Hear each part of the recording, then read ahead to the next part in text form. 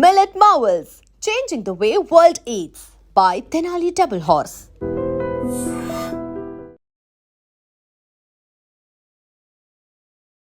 నమస్తే, welcome to I dream inside politics with కవిత.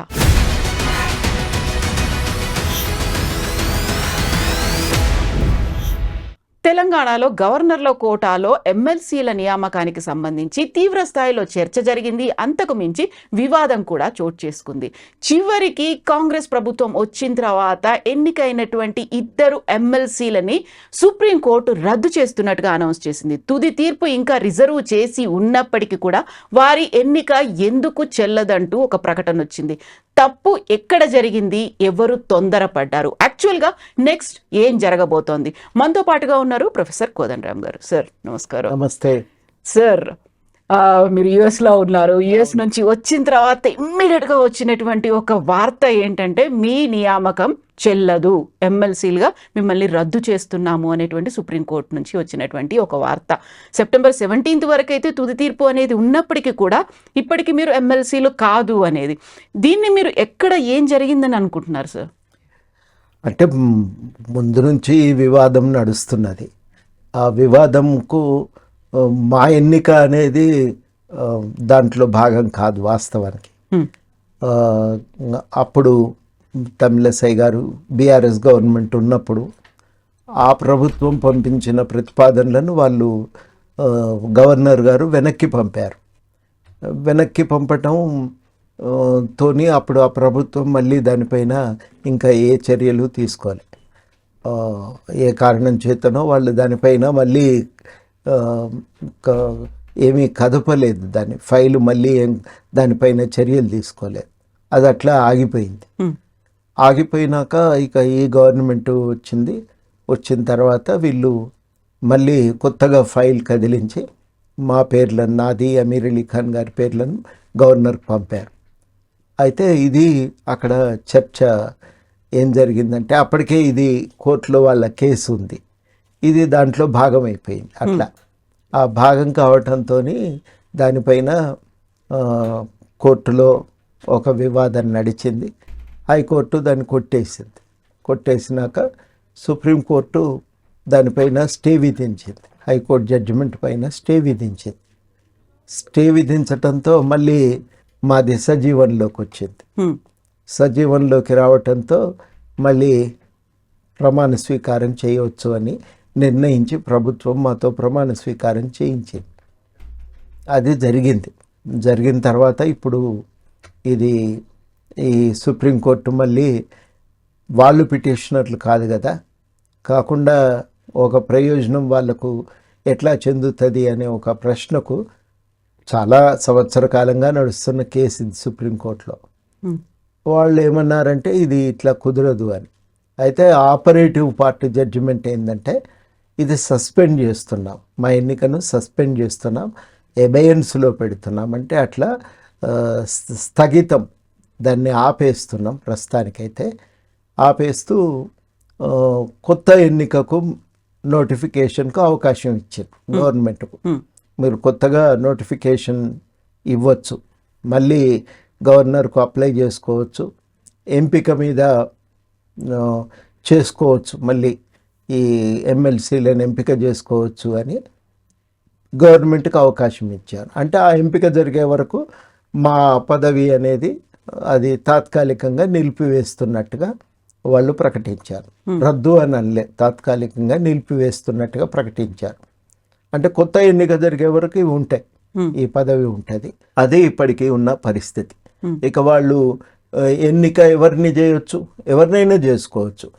అప్పుడు BRS government ప్రతిపాదన పెట్టిన వ్యక్తుల్ని కానీ లేదా మమ్మల్ని కానీ ఎవరినైనా మీరు ఎంపిక చేసుకోవచ్చు అని వాళ్ళు ఒక అవకాశం రాష్ట్ర ప్రభుత్వానికి ఇచ్చారు. ఇప్పుడు ఇక ఈ బంతి రాష్ట్ర ప్రభుత్వం కోర్టులో ఉంది.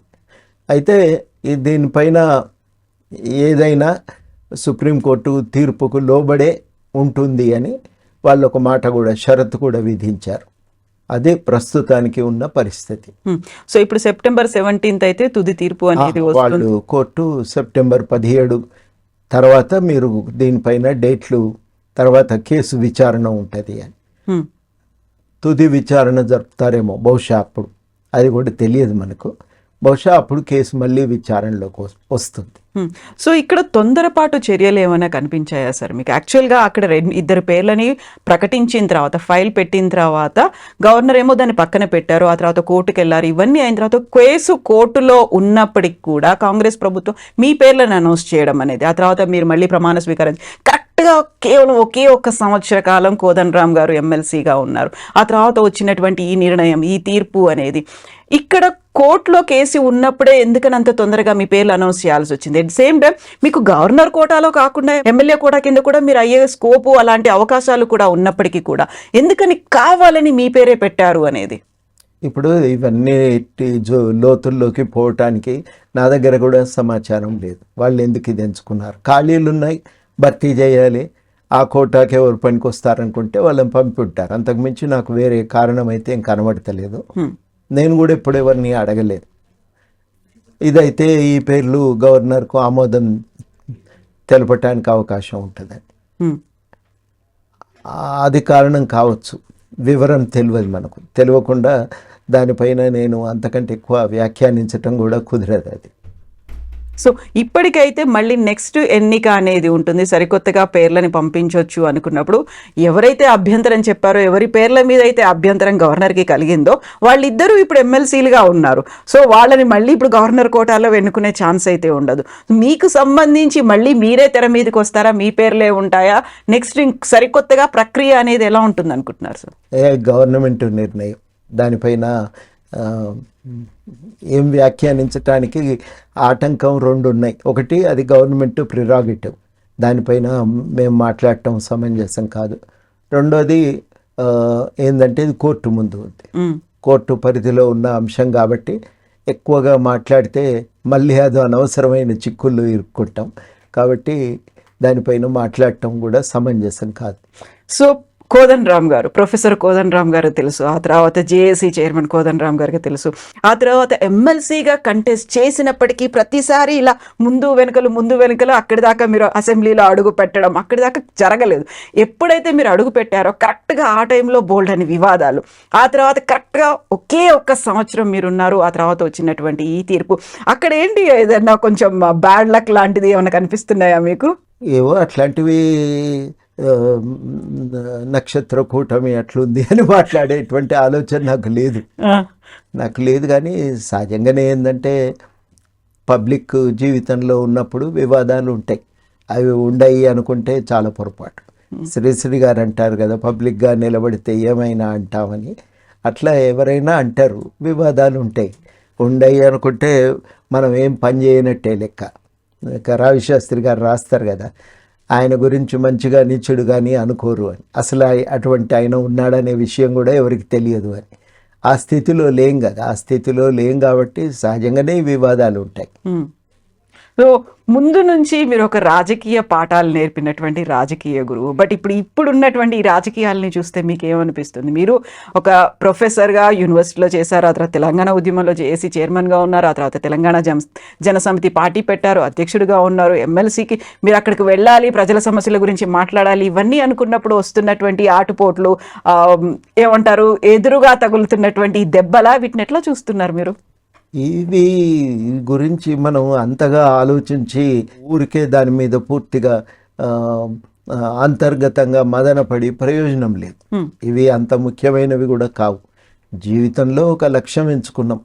ఆ లక్ష్యం ఏంటంటే మనం ఒక ప్రజాస్వామిక దేశంగా ఎదగాలని. దాదాపు ఎంఏలో చేరిన రోజుల్లో నుంచి ఒక ప్రజాస్వామిక దేశంగా భారతదేశం బతకాలి అంటే ప్రజలను చైతన్యపరచటం, సంఘటితపరచటం తప్ప మరొక మార్గం లేదు.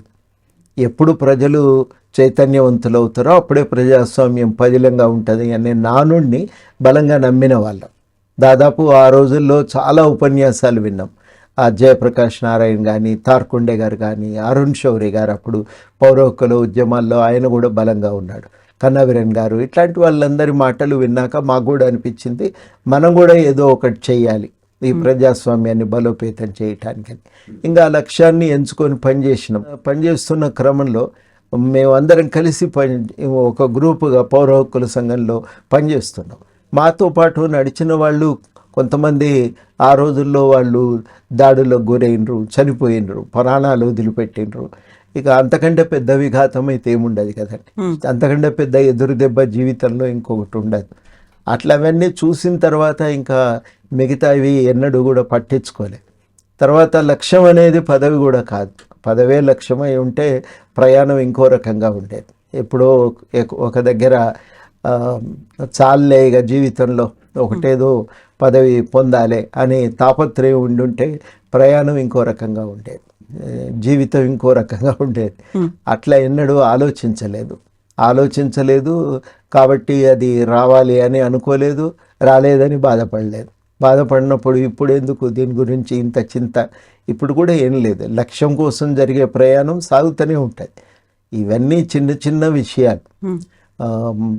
ఆ చరిత్ర గమనంలో గులకరాళ్ళ లాంటివే ఇవి.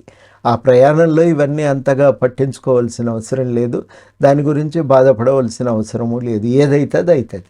ఇప్పుడు లక్ష్యం అనేది తెలంగాణ రాష్ట్ర సాధన. ఆ రాష్ట్ర సాధన వరకు ఎంతమంది దగ్గర నుంచి ఎన్ని రకాలుగా ఆ సపోర్ట్ అనేది ఉంది, లేకపోతే ఒక అపోజిషన్ ఉంది, అయినప్పటికీ కూడా అందరినీ, అన్ని పార్టీలని ఏకతాటి మీదకి తీసుకొచ్చి ఒక లక్ష్యం దిశగా వచ్చారు. అక్కడ ఫలితం అనేది మీకు కనిపించింది. అక్కడికి చాలా అనుకున్నారా? ఇంకా అక్కడ నుంచి ఎక్స్టెన్షన్ కావాలి అనుకున్నప్పుడు భిన్నమైనటువంటి దారులు అనేవి కనిపించాయి. అక్కడ అభిప్రాయ భేదాలు కనిపించాయి, పరస్పర విరుద్ధమైనటువంటి సంఘటనలు కూడా అక్కడ జరిగాయి. అవన్నీ చూసిన తర్వాత ఇంకొక పాత్ వైపు వెళ్ళాలి అని మీకు ఎందుకు అనిపించింది? అప్పుడు ఒకటి మాకు కలిగిన ఆలోచన, ఎందుకంటే చాలా రాష్ట్రాలు ఏర్పడ్డాయి. చాలా వరకు అన్ని రాష్ట్రాల ఉద్యమాలు చూసినప్పుడు మాకు అనిపించింది ఏంటంటే, రాష్ట్ర ఏర్పాటు కోసం కొట్లాడి అక్కడితో ప్రయాణం ఆపేశారు. అది కరెక్ట్ కాదు. రాష్ట్రం ఏర్పాటు అనేది ఒక మెట్టు మాత్రమే. ఆ రాష్ట్రం ఏర్పడినాక ఆ రాష్ట్ర అభివృద్ధి కోసం జరగవలసిన ప్రయాణం కూడా చాలా ముఖ్యమైనది. ఆ ప్రయాణాన్ని మనం మర్చిపోవద్దు, వదిలిపెట్టద్దు అని మేము ఆ అనుభవాలను చూసిన తర్వాత, అక్కడి ఉద్యమకారులను చూసి ఆ ప్రాంత ఉద్యమ అనుభవాల గురించి అధ్యయనం చేసిన తర్వాత ఒక నిర్ణయానికి వచ్చినాం. రెండు, మాతో ప్రొఫెసర్ జయశంకర్ గారు చాలా స్పష్టంగా చెప్పారు, రాష్ట్ర సాధన అనేది మన ప్రయాణంలో ఒక మజిలీ మాత్రమే, అదే ఆఖరి మజిలీ కాదు. అక్కడి నుంచి మనం తర్వాత రాష్ట్రం ఏర్పడ్డాక రాష్ట్ర అభివృద్ధి కోసం కూడా అదే ప్రయత్నం చేయాలి. మనం సీరియస్గా దృష్టి పెట్టి ప్రయత్నం చేయకపోతే ఈ రాష్ట్ర వికాసం సాధ్యం కాదు. అది పూర్తిగా రాజకీయ నాయకులకు వదిలిపెట్టవలసిన విషయం కాదు అని అనుకున్నాక మేమేమనుకున్నామంటే, మా ముందు రెండు మార్గాలు. ఒకటి, రాజకీయాల్లోకి పోవాలి. మేము నిర్ణయించుకుంది ఏంటంటే, రాజకీయాల్లోకి పోవటం కరెక్ట్ కాదు, మనం పౌరవేదికగా ఉండి ఆ ప్రయత్నాన్ని కొనసాగించాలి అనేది మేము తీసుకున్న నిర్ణయం, ఎంచుకున్న మార్గం. దాంట్లో ఎప్పుడు కూడా బాధపడలేదు. చాలామంది అంటారు, అప్పుడే మీరు సీట్లు అడిగి కొంతమంది కాంటాక్ట్ చేసి ఒక ప్రెజర్ గ్రూపుగా అంతర్గతంగా ఉండి పనిచేయవలసిందేమో అని. కానీ అది సాధ్యం కాదు. అట్లా మనం పనిచేయలేము. అంత్యనిష్ఠూరం కంటే ఆది నిష్ఠూరమే మేలు, బయటే ఉండాలి, బయట పనిచేయాలని చెప్పి నిర్ణయించుకున్నాం. ఆ నిర్ణయం విషయంలో నాకు బాధ ఏమీ లేదు. అయితే ఒకటే తర్వాత ఏమనుకున్నామంటే, మనం ఎంత ప్రయాణం చేయాలనుకున్నా కొంత రాజకీయాల్లో సంస్కరణలు రాకుండా మనం ఏం చేయలేము అని. ఆ అభిప్రాయము మిత్రులందరూ చాలా బలంగా వినిపించిన తర్వాత ఇక అందరం కలిసి ఒక నిర్ణయం తీసుకోక తప్పలేదు. పార్టీ రాజకీయాల్లో ప్రవేశించి రాజకీయాలను సంస్కరించే ప్రయత్నం చేద్దామని. అట్లా 2018లో రాజకీయాల్లోకి అడుగుపెట్టాను. ప్రయాణం ఉద్దేశం అంతా ఒకటే, తెలంగాణ వచ్చేదాకా తెలంగాణ కోసం కొట్లాడాలి, తెలంగాణ వచ్చిన తర్వాత తెలంగాణ అభివృద్ధి కోసం ప్రయత్నం చేయాలి. ఆ ప్రయత్నం మనం చేయకుండా వదిలిపెట్టడం, ప్రేక్షక పాత్ర వహించటం, ఇక మన పని అయిపోయింది, తర్వాత మనకి ఇంకా పని ఏమీ లేదు అని అనుకోవటం, ఇవి కరెక్ట్ కాదు అని నిర్ణయానికి వచ్చినాం. జయశంకర్ గారు కూడా ఈ విషయంలో మాతో పదే మీరు నాకు మాట ఇవ్వాలి, ప్రతిజ్ఞ పూనాలి అని వేదికల నుంచి, ఇక్కడి నుంచి మిమ్మల్ని అందరినీ నేను వ్యక్తిగతంగా ఒక్కొక్కరిని ప్రత్యేకంగా అడుగుతున్నాను అని, ఆర్దిస్తున్నాను అని ఆయన చాలా మాటలు చెప్పినారు. అట్లా ఒక నిర్ణయం తీసుకున్నాం.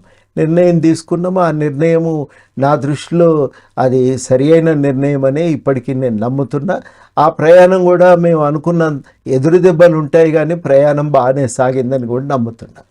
ఇప్పుడు రాష్ట్ర సాధన కోసం హేమీలు ఎవరైతే హూయిస్ హూ అంటామో అలాంటి వాళ్ళందరినీ ఒకే చోటికి తీసుకొచ్చిండ్రు.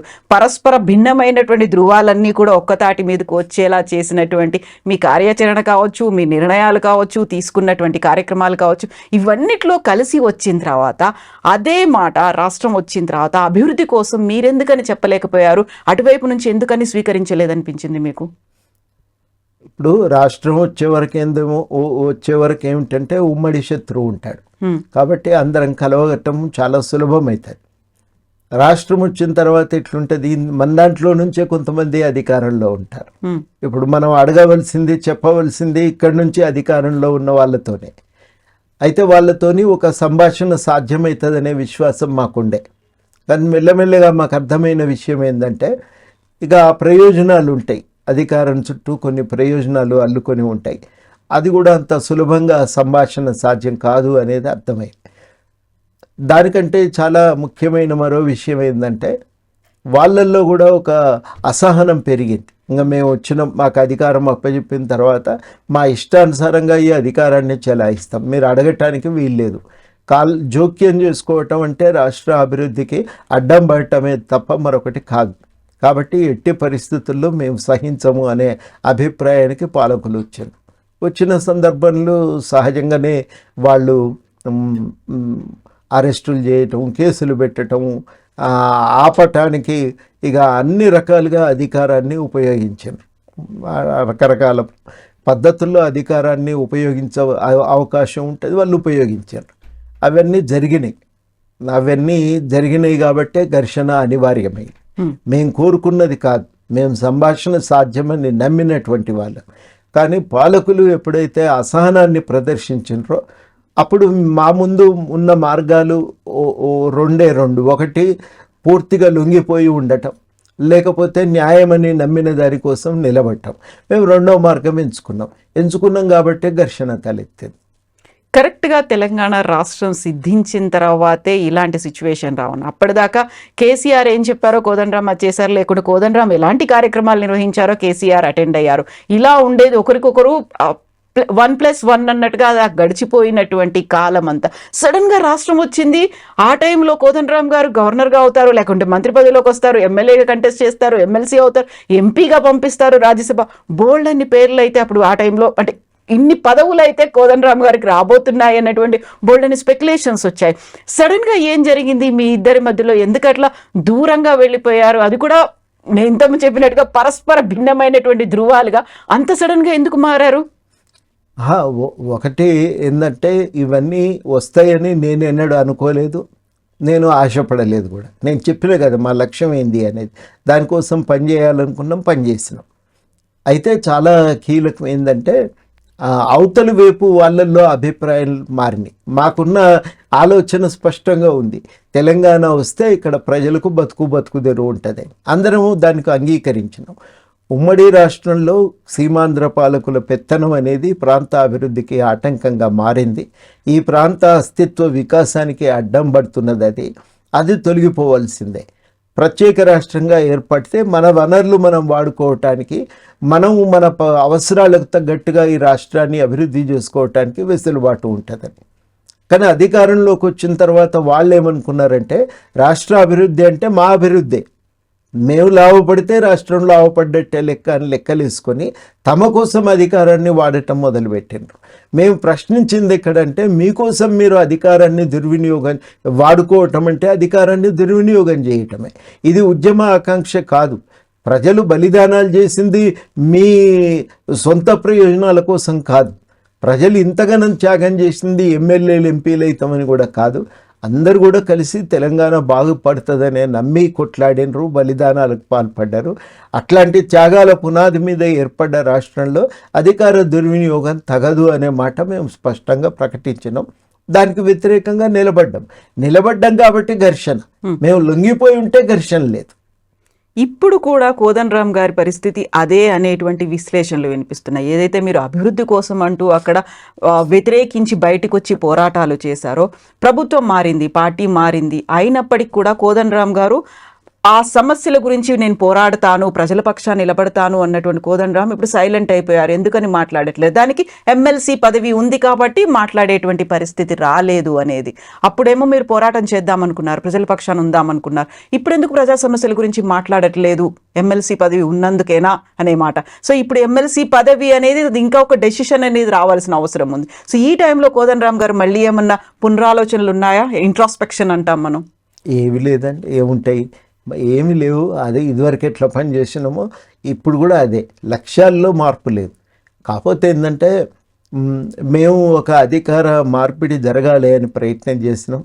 మా కృషి ఫలితంగా రాష్ట్రంలో బీఆర్ఎస్ పార్టీ నిరంకుశ పాలన అంతమైంది, కాంగ్రెస్ పార్టీ గెలిచింది. గెలిచిన తర్వాత కొంత వెసులుబాటు, రెండు రకాల వెసులుబాటు. ఒకటి, కొంత స్వేచ్ఛగా విషయాలు చెప్పటానికి అవకాశం కలిగింది. మునుపట్లాగా వేధింపులు కానీ ఒత్తిళ్లు కానీ లేవు. రెండవది ఏంటంటే ఈ గవర్నమెంట్ కూడా ఏదన్నా విషయాలు చెప్తే వింటున్నారు. మీరు మాకు చెప్పండి, మాట్లాడదాం, సంభాషణ జరుపుదాం, పరిష్కారానికి ప్రయత్నం చేద్దాం అనే మాట అంటున్నారు. ఈ ప్రయత్నం మేము కేసీఆర్తో కూడా ఇదే మార్గాన్ని అనుసరించినాం. ఏదున్నా ప్రభుత్వానికి చెప్పి సాధించుకోవటానికి ప్రయత్నం చేయాలి తప్ప ఘర్షణ పడకూడదు. కొత్త రాష్ట్రం, కొత్త ప్రభుత్వం, కొత్త పార్టీ, అన్నీ కొత్తయే కాబట్టి వాళ్ళకు సమయం ఇవ్వాలి, వాళ్ళతో కలిసి పనిచేసే ప్రయత్నం చేయాలని అప్పుడు కూడా అనుకున్నాం. అదే మాట ఇప్పుడు కూడా అనుకుంటున్నాం. ఇప్పుడు ఒక తేడా ఏంటంటే అప్పుడు వాళ్ళు అసహనంతో మమ్మల్ని అణచడానికి ప్రయత్నం చేశారు. ఇప్పుడు ఈ గవర్నమెంట్ ఏంటంటే వింటున్నారు, చర్చ చేస్తున్నారు కాబట్టి ఆ అవకాశాన్ని వాడుకుంటున్నాం. ఇది కూడా మాకు కొత్త అనుభవం. నేను చాలాసార్లు చెప్పిన, ఇది మాకు కొత్త అనుభవం. అధికారానికి వ్యతిరేకంగా నిలబడి పనిచేసిన అది ఒకటి మాకు తెలిసింది, అది తొవ్వ. ఇప్పుడు అట్లా కాదు, ఇది భిన్నంగా ఉంది. ఈ అధికారంతో కలిసి సాధించుకోవటానికి ఒక సంభాషణ జరపటం అనేది ఎంత సాధ్యమవుతుంది, కానీ తప్పకుండా అవకాశం అయితే కలుగుతున్నది కాబట్టి మేము ఆ ప్రయత్నం చేస్తున్నాం. అందుకని మౌనంగా లేము, పూర్తిగా అన్ని మర్చిపోయి లేము, మేము లేవనెత్తిన సమస్యలను మర్చిపోయి లేము. అవన్నింటి గురించి దృష్టి పెట్టినాం, సీరియస్గా పనిచేస్తున్నాం. కేసీఆర్ వచ్చిన మొదట్లో కూడా ఇదే పద్ధతుల్లో పనిచేసినాం. కానీ ఆయన సంభాషణకు పూర్తిగా తలుపులు మూసేసి ఎవరు ఏం మాట్లాడినా అది మాకు వ్యతిరేకంగానే మేము చూడవలసి వస్తుందని ప్రకటించినప్పుడు సహజంగానే ఘర్షణ తలెత్తింది. వీళ్ళు అట్లా అంటలేరు, మీరు చెప్పండి, మాట్లాడదాం, కాకపోతే అప్పుడు ఆలోచిద్దాం ఏం చేద్దాం అనేది అని మాట అంటున్నారు కాబట్టి ఆ అవకాశాన్ని వాడుకుంటున్నాం. ఆ తొవ్వలో ఒక ప్రయాణం, కొత్తదే ఇది, మాకు ఓ ప్రయాణం చేస్తున్నాం. కోదండరామ్ సార్ తెలంగాణ ఉద్యమ సమయంలో ఒక రకంగా ఉన్నారు, ఆ తర్వాత 10 ఏళ్ల కాలంలో ఇంకో రకంగా ఉన్నారు. ఇప్పుడు మళ్ళీ ప్రభుత్వం మారిన తర్వాత ఇంకో రకంగా మారిపోయినరు, అసలు మాట్లాడట్లేదు, స్పందించట్లేదు, ప్రజల కోసం నిలబడట్లేదు అనేటువంటి విశ్లేషణలు, మాటలు వినిపిస్తున్నాయి కదా, మీరేమంటారు? ఏం మారలేదు, మేమేం మారలేదు, మా లక్ష్యాల్లో మార్పు లేదు. కాకపోతే ఏంటంటే పని పద్ధతుల్లో నేను చెప్పినట్టుగా మార్పు అనేది ఉంటుంది. తెలంగాణ రాకముందు ఒక రకమైన పని పద్ధతి ఉంటుంది, ఒక రకమైన కార్యాచరణ ఉంటుంది. తెలంగాణ వచ్చినాక అదే కార్యాచరణ ఉంటుందా? ఉండదు కదా. తెలంగాణ వచ్చిన తర్వాత మనదే ప్రభుత్వం ఉన్నప్పుడు మాట్లాడతాం, ఆ ప్రయత్నమే చేసినాం. కానీ ప్రభుత్వమేమో ఏదైనా మమ్మల్ని ప్రశ్నించటమే కుదరదు, మీరు అని ఒక వ్యతిరేకతను, ఎవరు అడిగినా వాళ్ళ పట్ల వ్యతిరేకతను ప్రదర్శించింది. ఖచ్చితంగా మేము ఇట్లాంటి ప్రయత్నాలను సంపూర్ణంగా రూపుమాపుతామని వాళ్ళు ఒక నిర్ణయానికి వచ్చారు. రావటం వల్ల తలెత్తిన ఘర్షణ. ఇప్పుడు కూడా మళ్ళీ ఒక ప్రయత్నం చేస్తున్నాం, మేమే ప్రయత్నం చేసి గెలిపించడానికి ప్రయత్నం చేసినాం.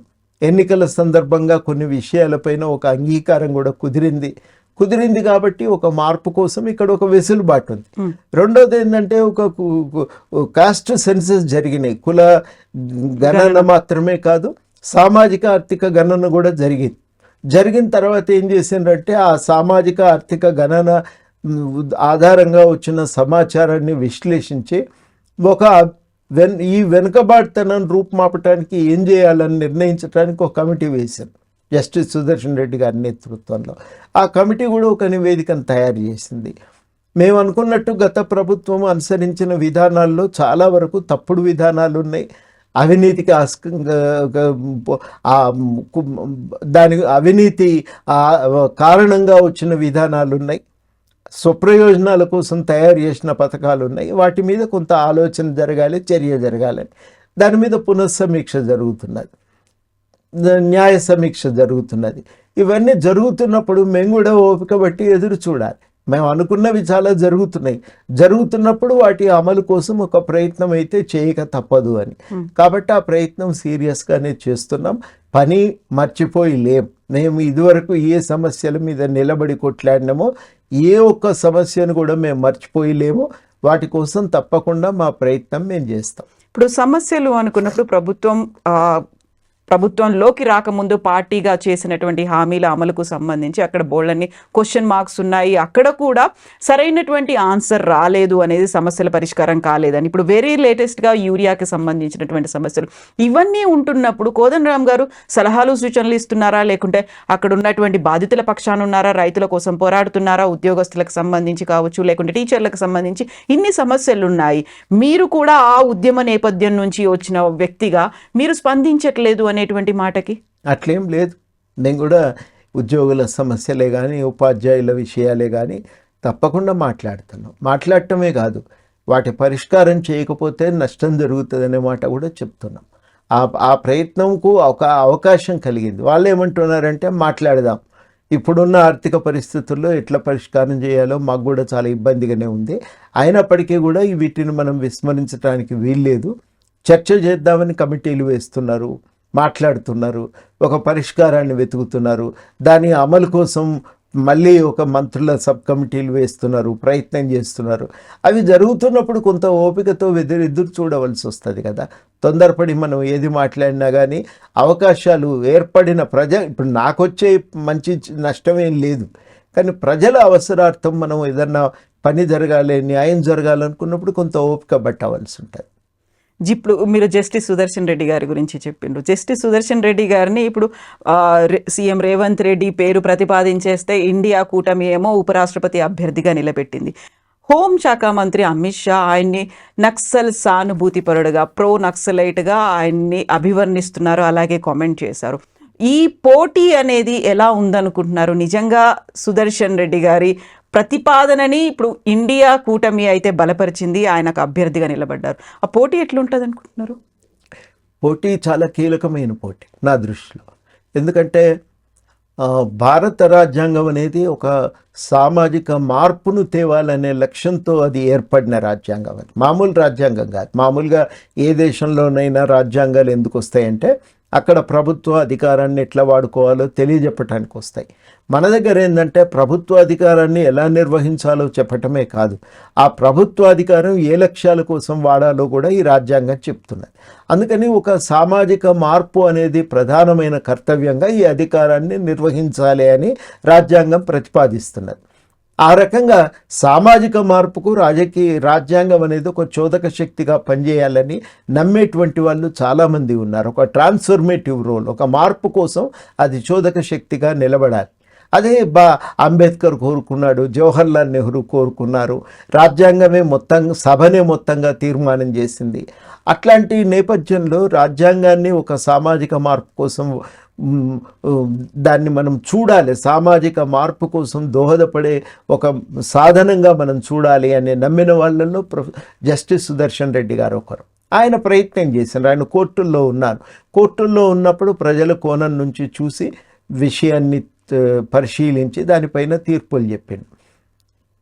ఇవాళ సల్వాజుడుం తీర్పు కూడా ఆ కోణం నుంచి ఇచ్చినటువంటిది. వాళ్ళు చాలా స్పష్టంగా చెప్పింది ఏంటంటే ప్రభుత్వాధికారాన్ని కేవలం ప్రభుత్వం చేత ఎన్నుకోబడినటువంటి వాళ్ళు ప్రభుత్వ యంత్రాంగం ద్వారా చెలాయించాలి, కానీ ప్రభుత్వం వెలుపల ఉన్న ఒక ప్రైవేటు శక్తులను, కిరాయి మూకలను ప్రభుత్వము వాళ్లకు బాధ్యతలు అప్పజెప్పటం, వాళ్ళ ద్వారా అధికారాన్ని వినియోగించే ప్రయత్నం చేయటం, ఇది చట్ట వ్యతిరేకం. చాలా సింపుల్ అండి. ఒక మనిషిని ఎన్నుకున్నాం, ఒక ప్రభుత్వాన్ని ఏర్పాటు చేసినాం, ఒక ప్రభుత్వ యంత్రాంగం ఏర్పాటు చేసినాం. అధికారాన్ని ఎవరు చెలాయించాలి? వాళ్ళు చెలాయించాలి. చాలా సీరియస్గా కాళోజీ గారు ఏమంటారంటే, మంత్రి గారికి భార్య ఉండరు, బామర్దులు ఉండరు. మంత్రి గారు అనేది ఒక పదవి. ఆ పదవి అనేది ఈ సంబంధాలకు అతీతంగా రాజ్యాంగ విలువల ప్రకారం, రాజ్యాంగ సూత్రాల ప్రకారమే చెలాయించాలి అని. ఆ రాజ్యాంగ విలువలు, రాజ్యాంగ సూత్రాల ప్రకారము అధికారాన్ని చెలాయించడానికి పూనుకోవాలి. అది చాలా కీలకం. భారతదేశంలో ఇది చాలా కీలకం. రాజ్యాంగేతరమైనటువంటి శక్తులను తయారు చేసి వాళ్ళు ఇష్టానుసారంగా అధికారాన్ని చెలాయిస్తే ఇది ప్రజాస్వామ్య దేశం కానేరు. అందుకనే అంబేద్కర్ ఒక గొప్ప మాట అంటాడు, రాజ్యాంగం ప్రకారం అధికారం చెలాయిస్తే చట్టబద్ధమైన న్యాయసమ్మతమైన అధికారం అవుతుంది.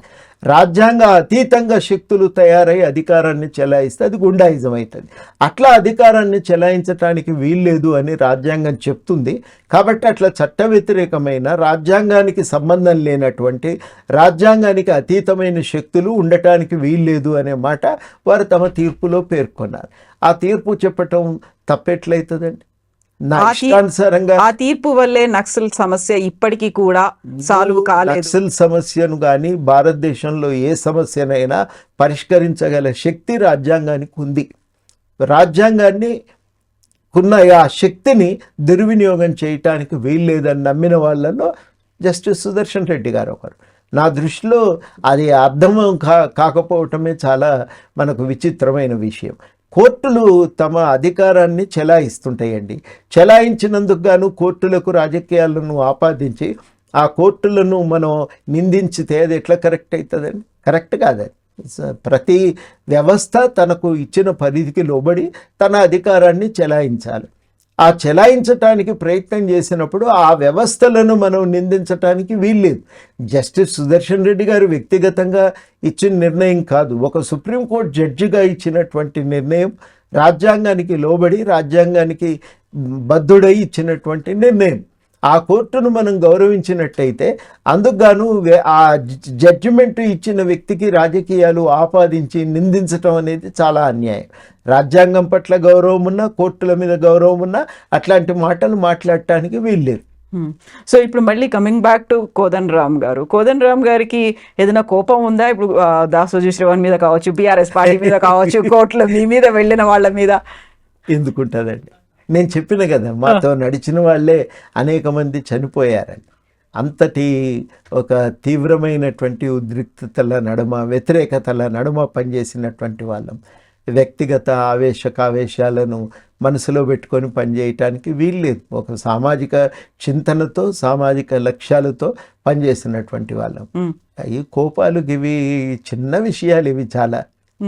కాకపోతే ఒకప్పుడు తెలంగాణ ఉద్యమం కోసం అందరూ కలిసి పనిచేసిన తర్వాత వస్తున్నటువంటి మార్పులా, లేకుంటే రాజకీయంగా అవసరమైనటువంటి పరిస్థితులు ఉన్నాయా?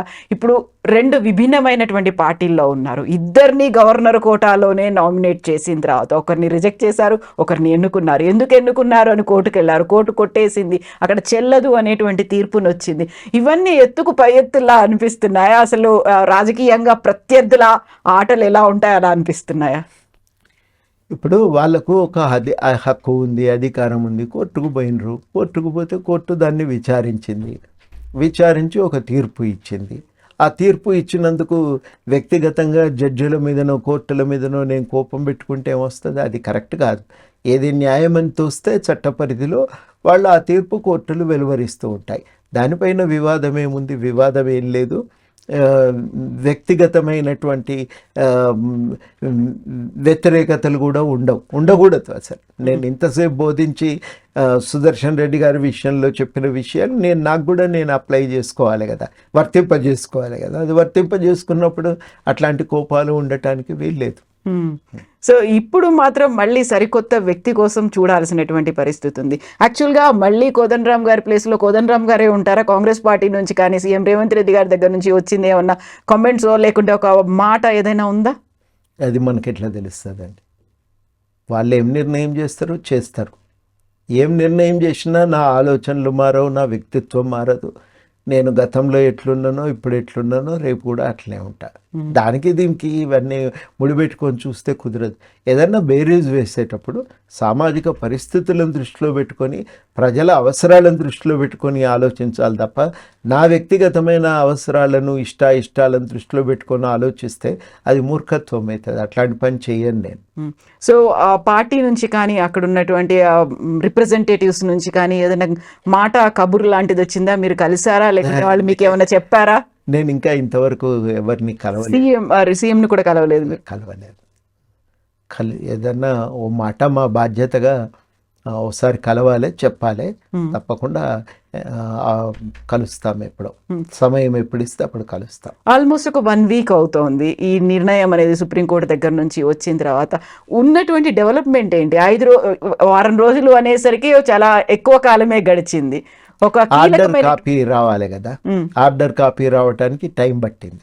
ఈలోగా ఏమైందంటే జస్టిస్ సుదర్శన్ రెడ్డి గారిని వైస్ ప్రెసిడెంట్ అభ్యర్థిగా ప్రకటించారు. మేము కూడా దాంట్లో పూర్తిగా ఒక వైపు ఏమో సంతోషము, ఇంకో వైపు ఏమో ఒక మంచి పరిణామం కదా, మనం ఆయనకు మద్దతుగా నిలవాలనేటువంటి ఒక ఆలోచన. వీటిలో ఈ 3-4 రోజుల నుంచి ఆ పని మీదే ఉన్నాం. మనం ఏం చేయగలం? మనం ఎట్లా పార్టీలు కాదు, అక్కడ ఓట్లు వేసే అధికారం కూడా మనకు లేదు. కానీ బయట ఉండి మనం ఏం చేస్తే బాగుంటుంది అనేది మాలో ఉన్నటువంటి ఒక చర్చ జరుగుతుంది.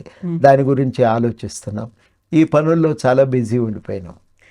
సుదర్శన్ రెడ్డి గారి గురించి కోదండరామ్ గారు ఆలోచిస్తున్నారు. కోదండరామ్ గారి గురించి ఎవరు ఆలోచిస్తున్నారు? ఇప్పుడు నెక్స్ట్ ఏం జరగబోతోంది అంటే అట్లయితుందండి. ఏమవుతుంది? ఏం కాదు కదా. కీర్తి కిరీటాలతోని భూమి మీదకి ఎవ్వలం రాలేదు. పోయేటప్పుడు ఈ సింహాసనాలను పట్టుకొని పోయేటోళ్ళం కూడా కాదు. అవన్నీ మధ్యంగా వచ్చేటివి, పోయేటివి. వాటి గురించి అంతగా మనం ఆలోచన చేయటం కూడా మంచిది కాదు. అది ఆరోగ్యానికి మంచిది కాదు, మన వ్యక్తిత్వానికి కూడా మంచిది కాదు. కోదండరామ్ గారు నెక్స్ట్ రాజ్యసభ ఎంపీ అవుతారు అనేటువంటి వార్తలు, విశ్లేషణలు. ఇప్పుడు ఇవన్నీ విషయాలు మనం ఒక అంజనం వేసి చూసి చెప్పేటివి కావు, రాశి ఫలాలను చూసి ప్రకటించేటివి కావు. ఇవి ఏం జరుగుతుందో జరుగుతుంది. ఇక దానికోసము ఒకటి మాత్రం స్పష్టం ఏంటంటే రోజు పోయి దానికోసమే వెంపర్లాడుతుంటామా? కాదు కదా. ఒక ప్రయత్నము జరుగుతుంది. ఇది ఒక వెసులుబాటు. ఈ వెసులుబాటు కూడా ఒక అందుకు సంవత్సర కాలం ఉపయోగపడ్డది. లేకపోతే మాత్రం పని ఆగుతుంది. అవి లేకుంటే పని ఆపినమా? ఏమీ ఆపలేదు. ఇవి ఉన్నంత మాత్రాన మా పని మార్పు అయిందా? మార్పు ఏం జరగలేదు. తప్పకుండా కార్యాచరణ కొనసాగుతుంది. ఆగము, ప్రయాణం ఆగదు, జీవితం ఆగదు, సమాజం ఆగదు, ప్రయాణం సాగుతూనే ఉంటుంది. సుప్రీంకోర్టు ఇచ్చినటువంటి మధ్యంతర తీర్పు తర్వాత అది బీఆర్ఎస్ పార్టీ సాధించినటువంటి విజయంగా విశ్లేషణలు వస్తున్నాయి. ఇంకా వాళ్ళు సంతోషపడితే మంచిదే కదా, సంతోషపడినండి. ఆ రకంగానన్నా మనం ఉపయోగపడ్డాం కదా, అంతే అనుకోవాలి. సంతోషానికి మీరు కారణం అయ్యారా? అంతే కదా మరి. అట్లా కూడా బాగానే ఉంది.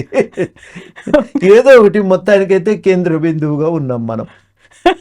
ఐదర్ గుడ్ ఆర్ బ్యాడ్ ఏదైనప్పటికీ కూడా. బట్ కోదండరామ్ గారు అనుకున్నంతగా యాక్చువల్గా ఉద్యమ సమయంలో జేఏసీ చైర్మన్ కోదండరామ్ అంటే ఒక రకమైనటువంటి పవర్ సెంటర్ అనేది అక్కడ కనిపించేది. ఆయన ఏ మాట చెప్తారు, ఏ కార్యక్రమం చేస్తారు, ఎలా పిలుపునిస్తారు, ఎంతమంది రావాలి, 1 మిలియన్ మార్చ్ అంటే అంతమంది రావడం, సకల జనుల సమ్మె, సాగరహారం, ప్రతి ఒక్కరూ తమంతట తాము స్వచ్ఛందంగా వచ్చేవాళ్ళు. అలాంటి కోదండరామ్ గారి వాయిస్ ఇప్పుడు సైలెంట్ అయిపోయింది. అసలు అనామకంగా ఉన్నారు. లేకపోతే ఆయనకు ఒక సపోర్ట్ లాంటిది అవసరం వచ్చిందా? ఒక పార్టీ పక్కన చేరాల్సినటువంటి పరిస్థితి వచ్చిందా? ఈవెన్ దో మీరే తెలంగాణ జనసమితి అనే పార్టీ పెట్టినప్పటికీ అనేటువంటి ఈ వార్తలు, విశ్లేషణలు మీకు సంబంధించి బోల్డ్ చర్చ జరుగుతూ వస్తుంది కదా ఈ 11 ఏళ్ల కాలం నుంచి. చర్చ జరుగుతున్నదండి. అన్ని సమయంలో ఒకే రకమైన కార్యాచరణ ఉండదు. మనం ఒకే రకంగా చేయలేం. చేస్తే అది కుదరదు కదా. ఎప్పటి పరిస్థితులను బట్టి అప్పుడు పనిచేస్తుంటాం. అది తెలంగాణ ఉద్యమం, దాని స్వభావం వేరు, ఆ సందర్భం వేరు. ఇవాళ వేరు. ఈ సందర్భంలో మద్దతు కూడగట్టడం అనేది అంత మామూలు విషయమేం కాదు. ఇప్పుడు అంతర్గతంగా తెలంగాణ ఉద్యమం అప్పుడు సహకరించిన వాళ్ళే ఇప్పుడు తమ ఇష్టానుసారంగా అధికారాన్ని చెలాయించాలనుకున్నప్పుడు ఒక ఘర్షణ తలెత్తినప్పుడు అంత సులభంగా మనం సమీకరించడం కూడా సాధ్యం కాదు.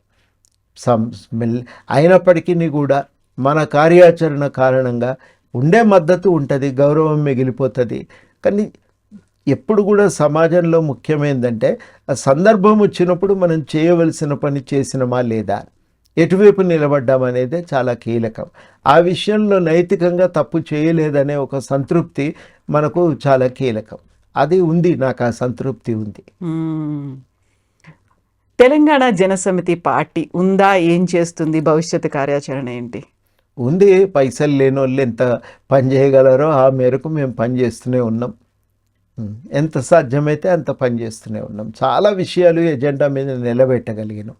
కాబట్టి ఆ కృషి చాలా గొప్పది. అది ఎన్నికల్లో మేము అందరిలాగా కష్టపడి గెలిపించటం, ఆ రకమైన కష్టం పడి గెలిపించటం అనేది మాతో సాధ్యపడటం లేదు. కానీ రాజకీయాల్లో ఒక క్రియాశీలకమైన శక్తిగా మాకంటే బలమైన పార్టీలు కంటే కూడా మేము చాలా విషయాలను చాలా స్పష్టంగా ఎజెండా మీద నిలపగలిగినాం. వాటికి పరిష్కారాలు ఏంటి అనేది స్పష్టంగా చూపించగలిగినాం. అవి ఎజెండా మీద మిగిలినాయి. అది మా కృషికి సంకేతము. అదే మాకు ఇవాళ ఒక గుర్తింపుగా మిగిలిపోయింది. సో ఇప్పుడు కోదండరామ్ గారి గురించి బోల్డ్ అన్ని విశ్లేషణలు, ఒక్కొక్క అభిప్రాయాలు, వివాదాలు ఇలాంటివన్నీ ఉన్నప్పుడు మీ అంతటా మీరు ఈ కంప్లీట్ జర్నీలో ప్రస్తుతం ఈ రోజుకి చూసుకుంటే ఏమనిపిస్తుంది మీకు? తృప్తే ఉంది. నాకు తృప్తే ఉంది. సాధ్యమైనంత వరకు మనకు తోచింది, న్యాయమని తోచిన ప్రతి పని కోసం ఈ సమాజ మార్పుకు దోహదపడటానికి ఎంత వీలైతే అంత దోహదపడుతున్నాం, చేయగలుగుతున్నాం. సాధ్యమైనంత వరకు చేస్తూనే ఉన్నాం.